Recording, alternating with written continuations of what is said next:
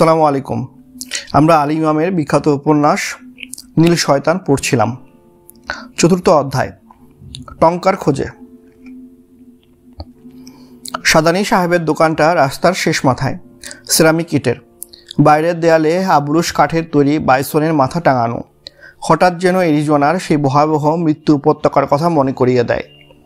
মৃত্যু উপত্যকায় লুকে যেত সোনার খনির খোঁজে, তারা আর ফিরে আসতো না। সেই উপত্যকায় যাবার মুখে বাইসনের কাটা মুন্ডু ঝুলিয়ে রাখা হতো, মাথার উপর চক্কর দিয়ে উঠত শুকুন। মৃত্যু উপত্যকায় বাতাসে লাল ধুলো পা খেয়ে উড়ে। ঘোড়ায় চেপে আসে ক্লান্ত অভিযাত্রীরা, তাদের চোখে সোনার খনির স্বপ্ন। রোদে চিকচিক করে বালু, হলুদ ক্যাকটাসের ফুল। হঠাৎ মুখ থুবড়ে পড়ে ঘরশোয়ার, মাটি আঁচড়াতে থাকে। শকুনের পাল ডানা মুড়ে নেমে আসে। ডেথ ভ্যালির উপর তোলা ভিডিও দেখেছে তোকি, তাই বাইসনের কাটা মাথার কথা মনে ছিল। কিন্তু সাদানী সাহেব তার দোকানে এরকম প্রতীক টাঙিয়ে রেখেছেন কেন? হঠাৎ করে দুপুরটা কেমন মেঘলা হয়ে যায়। দোকানে ঢুকতেই কয়েকটা ফোঁটা বৃষ্টি নামে আসে। কাঠের ছোট ছোট বাক্স ঝুলছে, তাতে অর্কিড, সেগুন কাঠের ভারী দরজা। ভেতরটা শীততাপ নিয়ন্ত্রিত। ভেতরে ঢুকতেই তোকি আর লিপনের মনে হলো ওরা যেন মিউজিয়ামে এসে গেছে। দেয়ালে ঝুলছে নানা ধরনের প্রাচীন অস্ত্র, ছুরি থেকে বল্লম। কালো পাথরের একটা মূর্তি লাল জিভ বের করে আছে, নিচে লেখা চামুন্ডা, রক্তপায়ী দেবী। একটা জারে স্টাফ করা বাদর। বড় খালু ফিসফিস করে বললেন, ভ্যাম্পায়ার। এগুলো রক্তচোষা বাদর। আমাজনের চ্যাগ্রোস পাহাড়ের গুহাতে এদের একমাত্র দেখা যায়, সেখান থেকে আনা। অদ্ভুত রকমের কয়টা ছবি ঝোলানো। বাঁদিকের দেয়াল জুড়ে একটা টেপেস্ট্রি, রঙিন সুতলিতে বোনা নকশা করা কার্পেট, তাতে মাদাম তুষর জাদুঘরের হরর কক্ষের একটি ছবি। গিলোটিনে মানুষের মাথা কাটা চলছে। ঘরে মৃদু আলো, পুরনো কাঠের গন্ধ, ছমছমে পরিবেশ। হঠাৎ করে ঢুকলে যেন গা শিরশির করে উঠবে। দোকানটিতে যেন মৃত্যুর ছাপ বেশি। আসার পথে বড় খালু আগেই সাদানী সাহেব সম্পর্কে বলেছিলেন, অদ্ভুত প্রকৃতির লোক। বিভিন্ন উপজাতিদের শিল্পকলা সংগ্রহ করেন, বিশেষ করে ঝুঁক মৃত্যু সংক্রান্ত দ্রব্যের প্রতি। মৃত্যুর রহস্য নিয়ে বিভিন্ন উপজাতিদের মাঝে এক অদ্ভুত শিল্পকলা গড়ে উঠেছে। বিখ্যাত শিল্পী পাবলো পিকাসো এসব পছন্দ করতেন।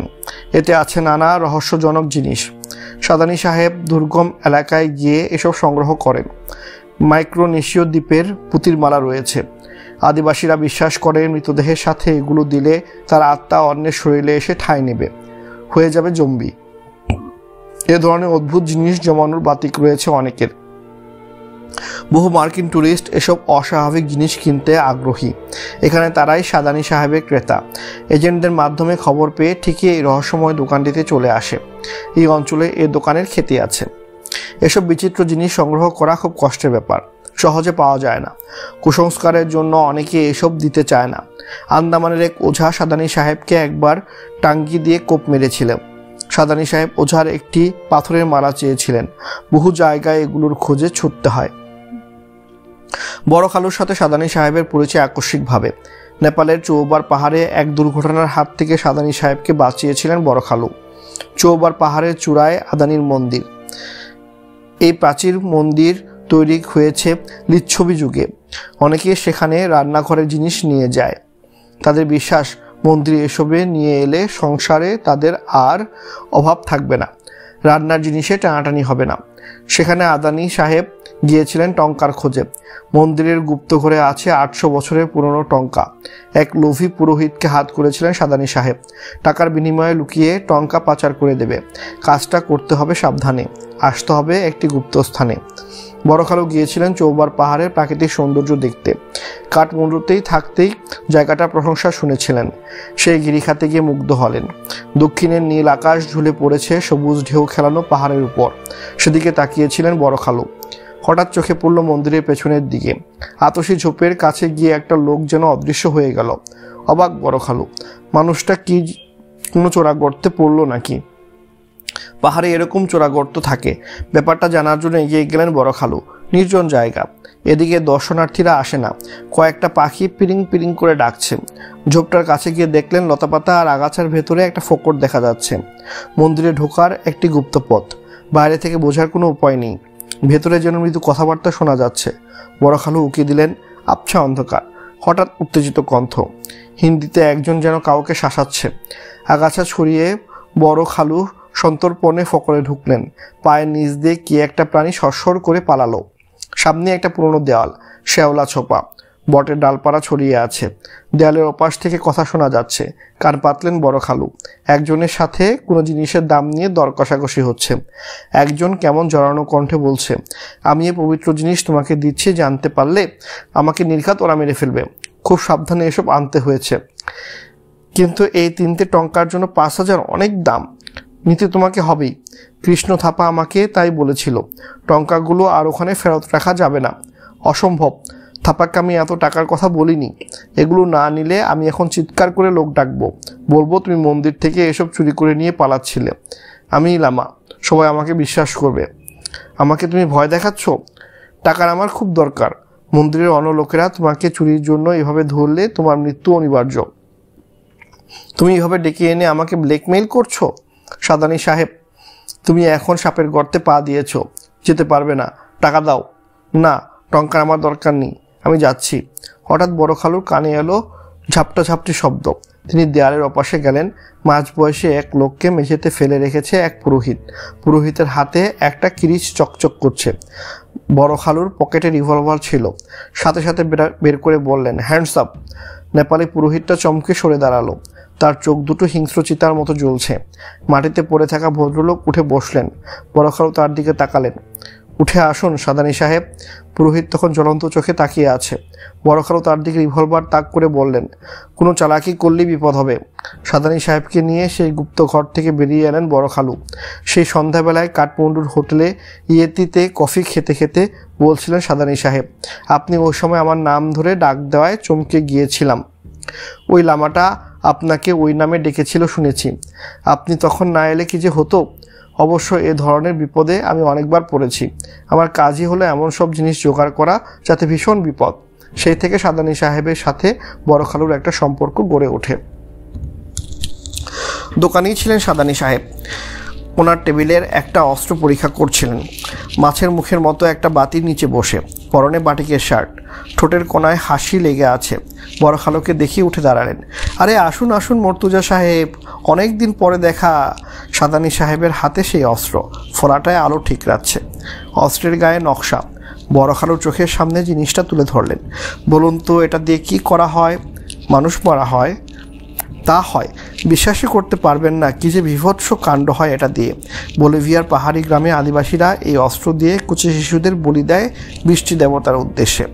এখনও দেয়, তবে গোপনে। বলিভিয়াতে এমন গহীন জঙ্গল আছে যেখানে যাওয়া খুব দুষ্কর। সেখানে রীতিমতো বর্বর স্বভাবের লোকেরা থাকে। তারা এভাবে বলি দেয়। বলি দেবার সময় নাচে, গান গায়, শিশুর রক্ত আকাশের দিকে ছিটিয়ে দেয়। কথাটি বলার সময় সাদানি সাহেব এমনভাবে অস্ত্রটি নাড়ালেন যেন শিশুর নরম গলা খুঁজছেন। বুঝলেন মর্তুজা সাহেব, অনেক কষ্টে অস্ত্রটা জোগাড় করেছি। এক মার্কিন ব্যবসায়ী চেয়েছে। তা আপনার সাথে এরা কারা?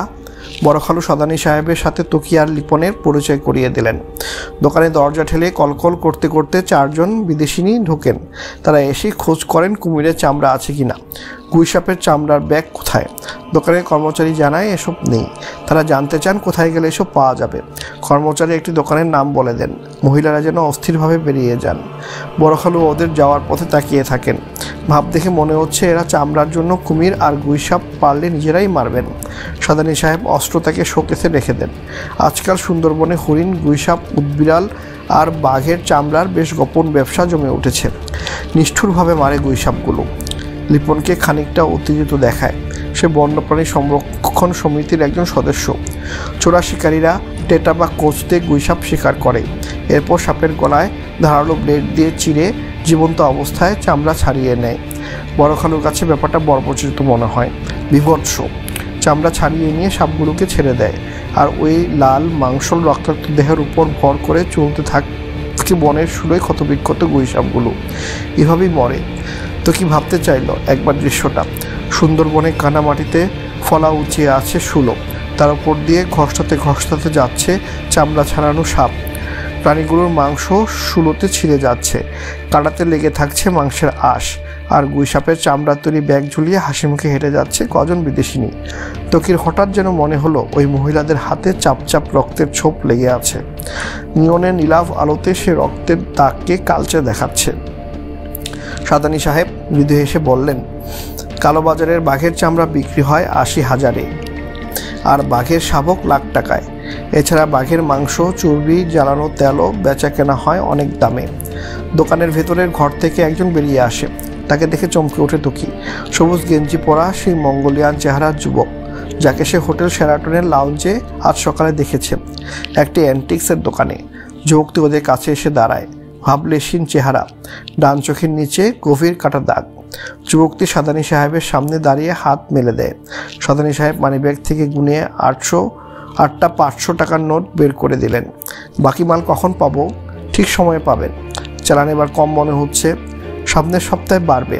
পাহাড়ি ধস নেমেছে, রাস্তা বিলকুল বন্ধ, চমড়ি পিঠে মাল আসছে। ওই চমড়ি গরুগুলো আছে বলে তোমরা বেঁচে আছো। তো কি আর চোখে সামনের আয়নার দিকে তাকাচ্ছিল। যুবকটির মুখ দেখা যাচ্ছে। সকালে হোটেলে মনে হয়েছিল সে কোকারিতার প্রতি লক্ষ্য রেখেছে। এখানে তাকে কি চিনতে পেরেছে কোকারিতার সঙ্গী হিসাবে? মঙ্গোলিয়ান চেহারায় কোনো ভাবান্তর নেই, কিছু বুঝতে পারে না তকি। যুবকটি বেরিয়ে যায়।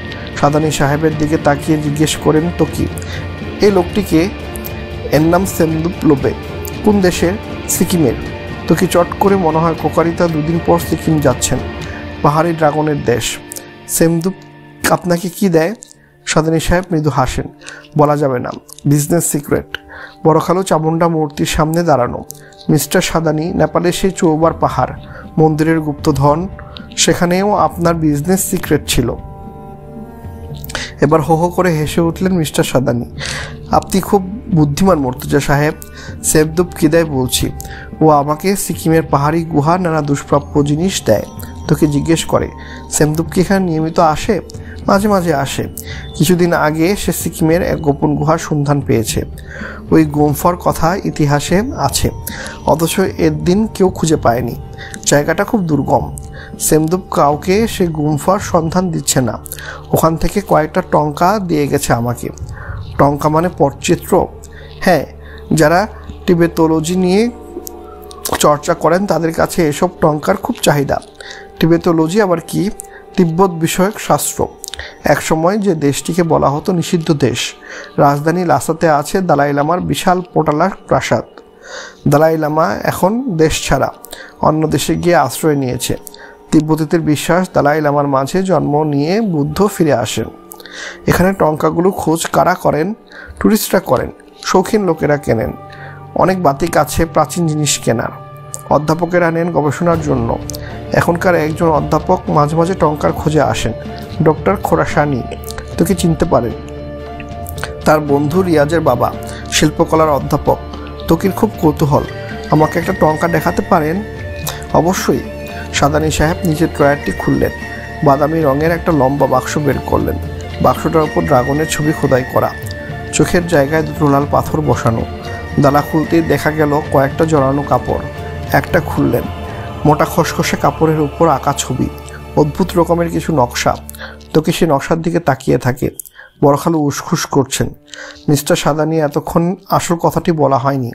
খুব বিপদে পড়ে কিন্তু আমরা আপনার কাছে এসেছি। বেঁচে থাকতে হলে তো বিপদ আসবেই। তোকে বুঝতে পারে যে কোনো ঘটনাকে সহজভাবে নেওয়ার একটি চমৎকার গুণ সাদানী সাহেবের আছে। অযথা টেনশনে ভোগেন না। বিপদটা কি? হাড়ের আংটি। কই তোকি, বের করো। তোকি পকেট থেকে আংটিটা বের করে। আংটি নকশাগুলোর দিকে তাকিয়ে দারুণ চমকে ওঠেন সাদানী সাহেব। 5. নেকড়ে মানুষ। টেবিল থেকে ম্যাগনিফাইং গ্লাসটা তুললেন, হাড়ের আংটিটা দেখতে লাগলেন ঘুরিয়ে ঘুরিয়ে। সাদানী সাহেবের কপালে ভাঁজ। নিচের ড্রয়ার থেকে একটা লাল রঙের ফাইল বের করলেন।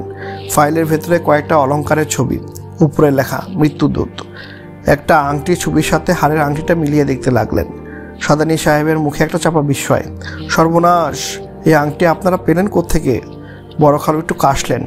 এক অচেনা লোক পাঠিয়েছে উপহার হিসাবে। উপহার? বলুন মৃত্যু পরোয়ানা। হাড়ের বল্লম ছুঁড়েছে। মানে? মিস্টার মর্তুজা, এটা খুবই অশুভ রিং, প্রচণ্ড ক্ষতিকারক। শুধুমাত্র ডাইনি আর পিশাচ সাধক জিপসিরা এর ব্যবহার করেন শত্রুকে বিনাশ করার জন্য। তকির চোখে পড়ে দেয়ালের দিকের একটি ছবি, শয়তান লুসিফারের ছবি। শিল্পী গোয়ার আঁকা, মুখটা ছাগলের, শরীরটা মানুষের। লুসিফারকে ঘিরে কয়েকজন পিশাচ সাধক বসে আছে। ছবিটির রং কেমন বিষণ্ণ। সাদানি সাহেব আংটিটাকে টেবিলের উপর রাখলেন। এর একটা গোপন নাম আছে, লাল মৃত্যু। এই আংটির কারণে যেসব মৃত্যু ঘটবে তা হবে বিভৎস, রক্তাক্ত। সাদানি সাহেবের মুখ গম্ভীর হয়ে যায়। পাথরের টেবিল ল্যাম্পের আলো এসে পড়ছে তার মুখে, কেমন রহস্যময় দেখাচ্ছে। পেছনের দেয়ালে সাপের ডোরাকাটা চামড়া ঝুলছে। এই আংটিটি তাহলে বিভৎস মৃত্যুর কারণ। গোয়ালার ছেলের গলার রোগ ছিঁড়ে ফেলা হয়েছে, ক্ষত বিক্ষত মুখ, হিংস্র প্রাণীর থাবার আঘাতের মতো। সাদানি সাহেব একটা সিগারেট ধরালেন। এ ধরনের আংটি খুব দুষ্প্রাপ্য। আমি একসময় কালো জাদুর চর্চা করেছি বলে চিনতে পেরেছি, তবু ফাইল খুলে ছবির সাথে মিলিয়ে নিলাম। তোকে সাদানি সাহেবের দিকে সরাসরি তাকায়। আপনি কালো জাদুর চর্চা করতাম অনেকটা শৌখিনভাবে। ব্ল্যাক আর্টের মেলা বইপত্র জোগাড় করেছিলাম। সিসিলিতে আলিয়েস্টার ক্রাউলির সাথে আমার দেখা হয়েছিল। আধুনিককালে নতুনভাবে ব্ল্যাক আর্টকে আবার সচল করে তোলে ওই ক্রাউলি। তার অনেক শিষ্য ছিল। বড় খালো টেবিলের কাছে ঝুঁকে আংটিটাকে স্পর্শ করেন। তার হাত কাঁপছে। বুঝতে পারছি সর্বনাশের সবল এসে পড়েছে আমাদের মাঝে। এই আংটিটি তার প্রমাণ। সাদানি সাহেব ফিরে তাকান। কিন্তু আমি বুঝতে পারছি না এই জিনিস এই শহরে এলো কী করে। যারা ব্ল্যাক আর্টের চূড়ান্ত প্রতিষ্ঠা পায় তারাই শুধু এর ব্যবহার করে। এত ভয়ঙ্কর। এই রিং তৈরি হয় এমন এক প্রাণীর বাম পাঁজরের হাড় দিয়ে, যে প্রাণী খুব দুর্লভ। কি সেই প্রাণী? নেকড়ে মানুষ। নেকড়ে মানুষ, এর কি অস্তিত্ব আছে? আছে। যত অসম্ভবই শোনাক, পৃথিবীতে এমন অনেক ঘটনা ঘটে যার কোনো ব্যাখ্যা পাওয়া যায় না। অলৌকিক মনে হয়, অতিপ্রাকৃত। নেকড়ে মানুষের ব্যাপারটাও তাই।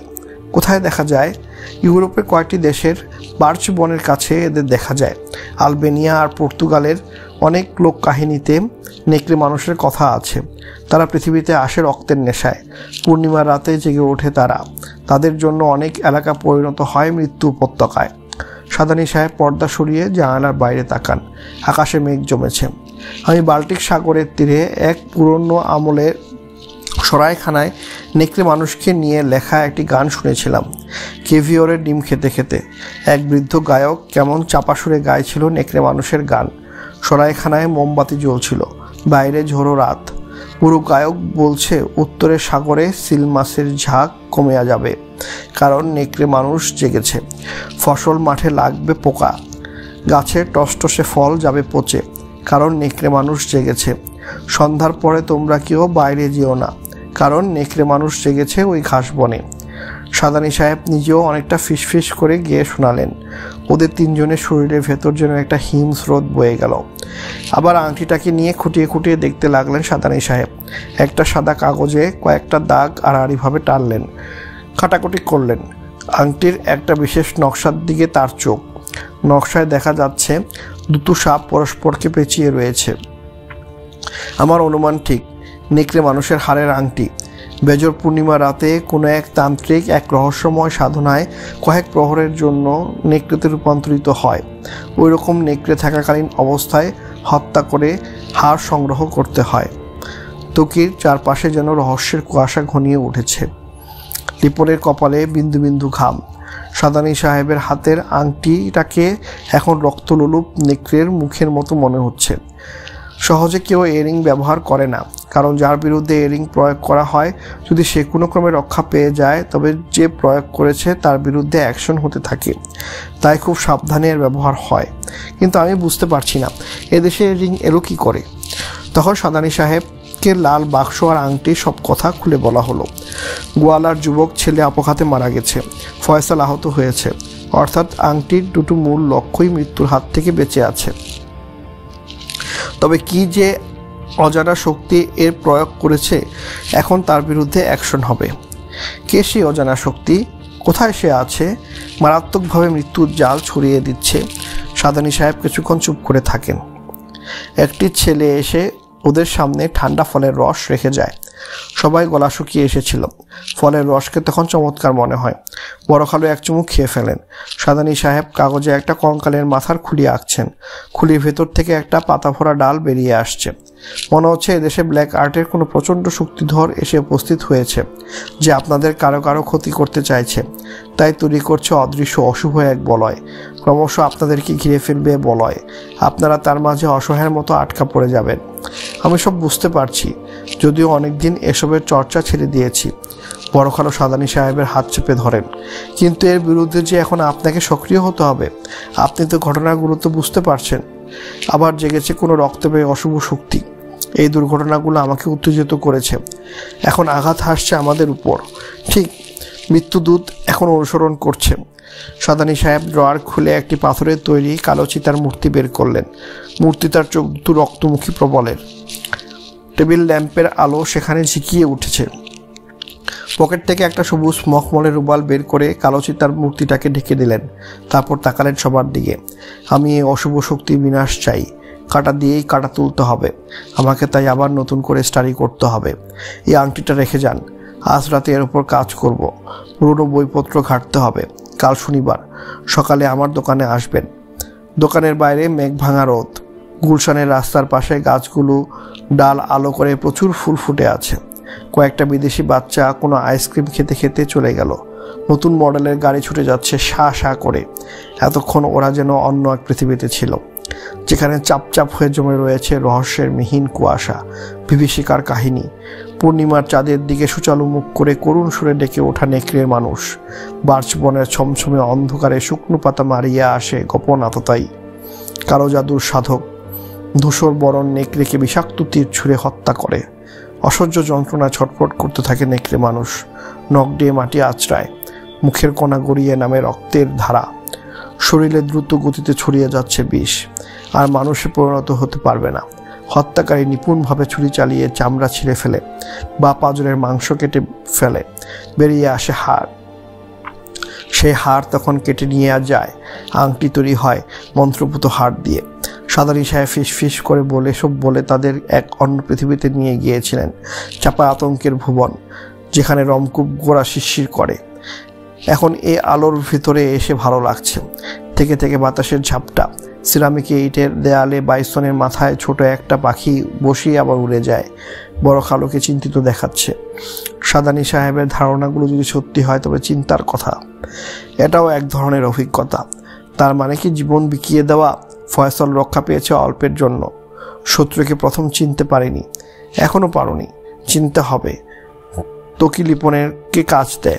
লিপন, তোকে এখন একটা লোকের খোঁজ আনতে হবে। কার? লোকটার নাম মগা ফকির। অনেকে বলে মগা পাগলা। সকালবেলায় ওই বুড়িটা যার নাম বলেছিল। হ্যাঁ, আরও বলেছিল থাকে রাও চণ্ডালের ভিটাতে। সেটা আবার কোথায়? সেটা তো বুদ্ধি করে খুঁজে বের করতে হবে। নাম শুনেই মনে হচ্ছে শহরের বাইরের এলাকা। মিরপুরের ওদিকে কোনো এক গ্রামে থাকতে পারে। কি করে বুঝলি? একবার বর্ষাকালে ওদিকে নৌকা করে বেড়াতে গিয়েছিলাম। রাও চণ্ডালের ভিতার নাম তখন একজনের মুখে শুনেছিলাম বলে মনে পড়ছে। আমি তাহলে ওদিকে যাই। সাবধানে যাবি, সব তথ্য আনবি। কেউ যেন সন্দেহ না করে মগা ফকির এই চক্রের সাথে জড়িত। বিপদ দেখলি ফয়সলের বাসায় খবর পাঠাতে চেষ্টা করবি। তো কি বড় খালুকে বলে দেয় লিপনকে মিরপুরের ব্রিজের কাছে নামিয়ে দিতে। সেখানেই নৌকা পাওয়া যাবে। সামনের একটি দোকানে বসে থাকা এক নেপালি তখন উঠে দাঁড়ায়। নেপালিটির সাথে একটি ঝোলা। লিপন বড় খালুর সাথে গাড়িটি ওঠে। তো কি তুমি যাবে না? আমার একটু কাজ আছে। বড় খালি গাড়ি স্টার্ট দেয়। তো কি হাঁটতে থাকে। নেপালিটিকে এদিক ওদিক তাকিয়ে রাস্তা অতিক্রম করে। সাদানি সাহেবের দোকানের সামনে এসে দাঁড়ায়। কাচের দরজা ঠেলে ভেতরে ঢুকে। সাদানি সাহেব তখন একজন কর্মচারীর সাথে কথা বলছিলেন। নেপালিটি এসে দাঁড়ায় সাদানি সাহেবের সামনে, চোখে গগলস। বলুন কি চাই? আপনাকে একটি জিনিস দেখাবো। দেখান। ভেতরের ঘরে চলুন। সাদানি সাহেব এক ধরনের লোকের সাথে পরিচিত। মাঝে মাঝে এরা অনেক অদ্ভুত জিনিস নিয়ে আসে। বেশ তো আসুন। নেপালিটিকে নিয়ে সাদানি সাহেব ভেতরের ঘরে প্রবেশ করেন। ঘরটি চারিদিকে কালো পর্দা। ভেতরে মৃগনাভির গন্ধ। সাদানি সাহেব চালান পেলে মৃগনাভি ব্যবসা করেন।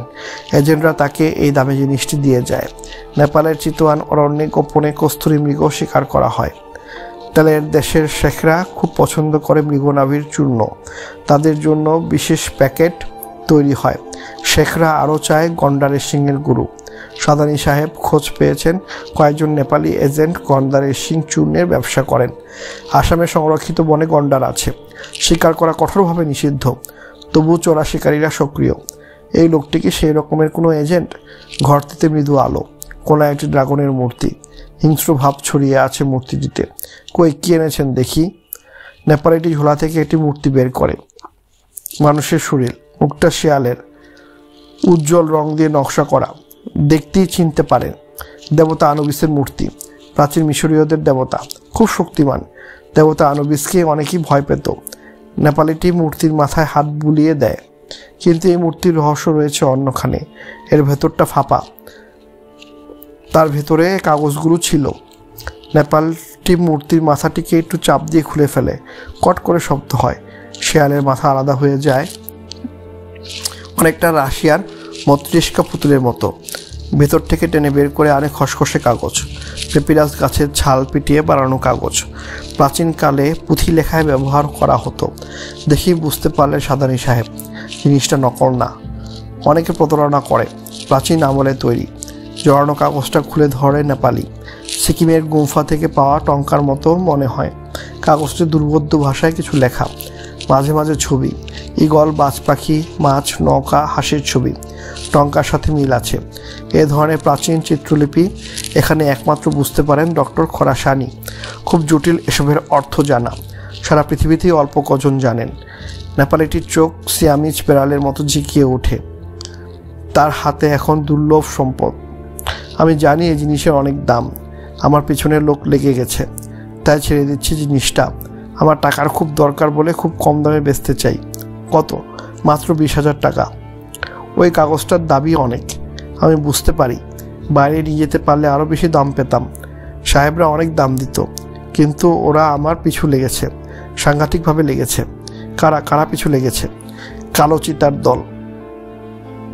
কালো চিতা? নেপালে এই গুপ্ত দলটির নাম জানে সাদানি সাহেব। আজকাল তাদের নিয়ে পত্রপত্রিকায় লেখালেখি হচ্ছে। নিষিদ্ধ ড্রাগসের ব্যবসা করে। গোল্ডেন সিক্রেট এর সাথে যোগাযোগ রয়েছে। এদের নেটওয়ার্ক দক্ষিণ পূর্ব এশিয়ায় বিস্তৃত। বাংলাদেশকে গত কবছর ধরে মাদকদ্রব্য পাচারের করিডোর হিসেবে ব্যবহার করছে। ঢাকায় প্রায় ধরা পড়ছে হেরোইন, কোকেন এর চোরাচালানকারীরা। কিন্তু এই কালো চিতার দলের সাথে এই জিনিসের কি সম্পর্ক? লোকটি বোধহয় একসময় ওদের সদস্য ছিল, এখন স্বাধীনভাবে ব্যবসা করছে। এসবই অনুমান হতে পারে সাদানি সাহেবের। এ ব্যবসায় এসে তার অনেক বিচিত্র অভিজ্ঞতা হয়েছে। বহু রহস্যময় চক্রের সাথে পরিচিত হতে হয়। নেপালিটি এক হাতে আনুবিসের মূর্তি, অন্য হাতে সে জড়ানো কাগজ। কি লেখা আছে ওই কাগজে? কোনো গুপ্তধনের নির্দেশ কি? অনেক মমির সাথে এসব দেয়া হতো। তুতেনখামেনের মমির সাথে ছিল। এসব গুপ্তধনের খোঁজে অনেকেই নানাভাবে পিরামিডে প্রবেশের চেষ্টা করেছে, অপঘাতে মৃত্যুবরণ করেছে।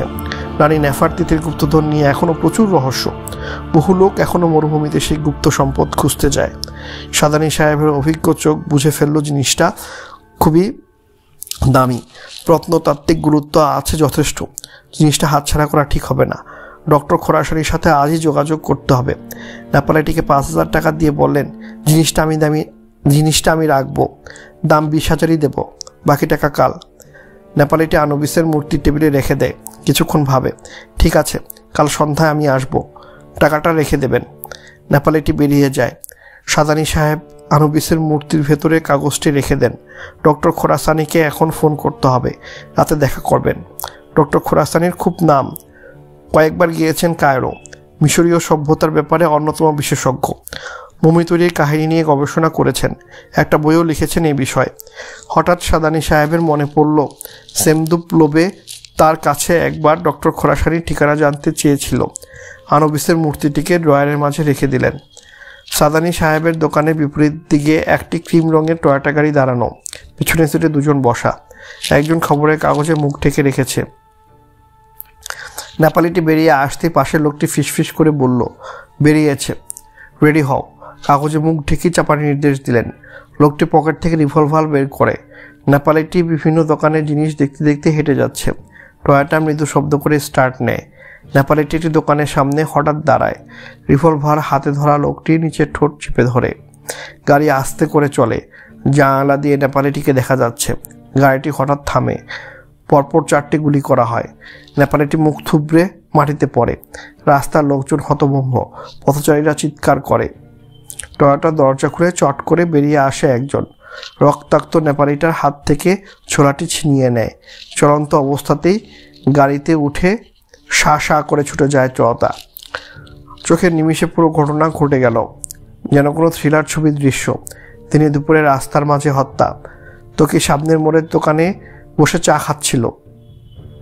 তার ধারণা সেমদুপ লুবে আবার ফিরে আসবে সাদানি সাহেবের দোকানে। তোকে দেখেছে অনেক ঘটনা সে আগে থেকেই অনুমান করতে পারে। বন্ধুরা বলে টেলিপ্যাথি। হোটেল শেরাটনে সবুজ গেঞ্জিল লোবেকে দেখেই মনে হয়েছিল তার সাথে আগামীতে বিশেষভাবে দেখা হবে। সাদানি সাহেবের দোকানে ঠিকই দেখা হলো। লোবে ককরিতার 333 নং কক্ষে একটি উপহার পাঠিয়েছিল। সেমদুপ লোবের সাথে ককরিতার একটি রহস্যময় অধ্যায় ঘটবে বলে তার ধারণা। রাস্তায় লোকজন ছোটাছুটি করছে, হইচই। তোকি দোকান থেকে বেরিয়ে আসে। একজন লোক উত্তেজিতভাবে বলছে সামনেই খুন হয়েছে। কয়েকটা দোকান শাটার ফেলে বন্ধ করে দিয়েছে। তোকি পা চালিয়ে এগিয়ে যায়। ফুটপাতে হাত ছড়িয়ে পড়ে আছে একজন। বুকের কাছটা রক্তে ভেসে গেছে। পেছন থেকে একজন বলল, লোকটা নেপালি। ভিড়ের ভেতরে সাদানি সাহেবকে এগিয়ে আসতে দেখে তোকি দৌড়ে যায় সাদানি সাহেবের কাছে। সাদানি সাহেব ভিড়ের জন্য এগোতে পারছেন না। তোকি তার হাত ধরে টানে। সাদানি সাহেব পিছনে ফিরে তাকান। আপনি? মুর্তজা সাহেব কোথায়? ওরা চলে গেছে। এখানে একজন নেপালি খুন হয়েছেন। নেপালি? সাদানি সাহেব যেন চমকে ওঠেন। সাদানি সাহেব, এভাবে লাশটা দেখতে পারবেন না, এদিকে আসুন। তোকি সাদানি সাহেবকে অনেক কষ্টে একদিকে নিয়ে যায়। লাশের মুখ এখন দেখা যাচ্ছে। পেছনে মানুষের চাপ। কোনো দুর্ঘটনা ঘটলে মানুষ ভিড় জমে ওঠে। লাশটা দেখি সাদানি সাহেব আটকে ওঠেন। তোকি সাদানি সাহেবের মুখের ভাবান্তর দেখে। কি ব্যাপার, লোকটাকে চেনেন নাকি? আমার সাথে দোকানে চলুন, জরুরি কথা আছে। তোকি সোজা ভেতরে ঘরটিতে নিয়ে এলেন সাদানি সাহেব। যে লোকটা রাস্তায় খুন হয়েছে সে খানিক আগে আমার দোকানে এসেছিল। এই জিনিসটা বিক্রি করে গেছে। ড্রয়ার থেকে আনুবিসের মূর্তি বের করলেন। এর ভেতরে রহস্য আছে। মূর্তিটা খোলা যায়। সাদানি সাহেব মূর্তি খুলে জড়ানো কাগজ বের করলেন। এর মধ্যে কিছু লেখা আছে, প্রাচীন পুঁথি। লোকটা জিনিসটা বিক্রির সময় আমাকে বলেছিল কালোচিতার দল তার পিছনে লেগেছে। কালোচিতা নেপালের সেই গুপ্ত সংগঠন, মাফিয়াদের মতো কাজ করে। কালোচিতা অনেক দেশে আতঙ্ক, ড্রাগসের ব্যবসার সাথে জড়িত। আমার মনে হয় নেপালিটিকে ওরাই মেরেছে। এই হত্যা প্রমাণ করলো পুঁথিটি অনেক রহস্য আছে। এর পাঠোদ্ধার করতে পারবে একমাত্র ডক্টর খোরাসানি। তাকে চিনি, আমার এক বন্ধুর বাবা। এখানে আমাদের এখনই যাওয়া উচিত। সাদানি সাহেব একটা চামড়ার ব্যাগে আনুবিসের মূর্তিটা ভরে নিলেন।